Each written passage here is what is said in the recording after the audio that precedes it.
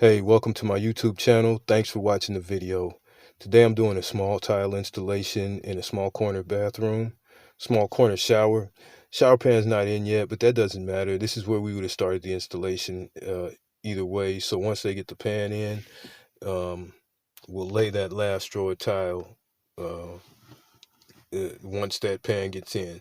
But you know, before it gets there, this is exactly how we would have did it anyway. We would have laid the last row of tile if the pan was in here. So we're not really doing anything different. We're starting off with a level line all the way around the shower, and to make sure that we're getting that first row level, and then everything else falls into line if you make sure that that row is level. Another thing that I'm doing is I got a wet rag with me. I keep that with me all the time, and I wipe off the excess mortar as I'm setting each tile. You're touching each tile when you set it, you might as well clean it off because it's a lot harder to clean it off when it dries. And I was always taught clean installation means a clean finish.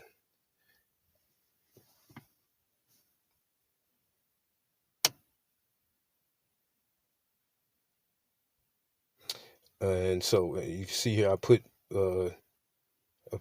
thin set mud on the wall, and I back butted the tile with it.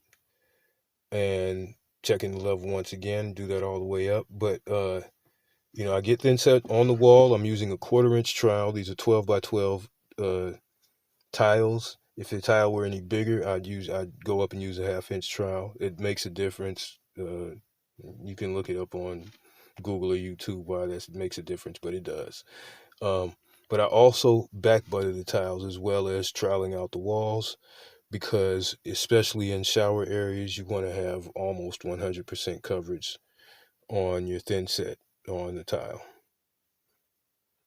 I mix up only about a third of the bag of thin set at a time when I'm doing an installation like this, because that way I don't have too much and I can stop and make cuts without letting drywall, or not drywall, but without letting the thin set sit up and get hard, so I can use up all that I've got, make my cuts, which is what I'm going to do here. I'm going to get as many of the full tiles on the walls as I can without making any cuts, and then I'm going to make cuts and then mix up my thin set. Only the most difficult cut, and it's not really difficult, is going to be the cut around that shower handle and around the shower head. I'm going to use a hand angle grinder with a diamond blade to do that, 4-inch blade. And for all the rest of the cuts on this, because they're just straight cuts, I didn't pull out the wet saw. I'm using my hand tile cutter uh, instead, my tile scorer. Now, this took me about 8 hours to do. It took me about one day, and it could have been a lot quicker than that. Although, um, you know, I'm not. I don't feel bad that it took me 8 hours to do it. This is part of a larger rehab job, 4 bedrooms, 3.5 baths, and we've got quite a bit of green helpers, and so I got to leave here every once in a while. That's another reason I don't mix up a lot of thin set at a time. I've got to leave and go and help them do something, or go just to check on them every once in a while.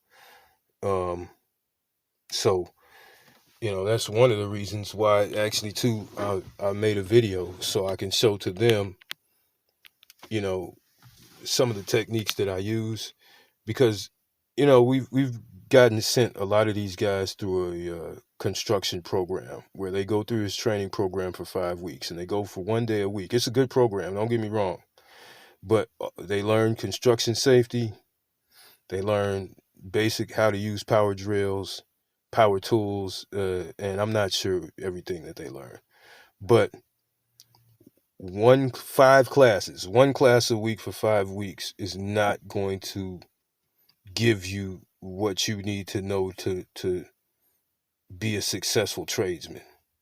You gotta, that's just kind of to give you a spark, and if that spark catches a fire, then you start to seek out the rest of this stuff. You got to really have a passion for this stuff, I think.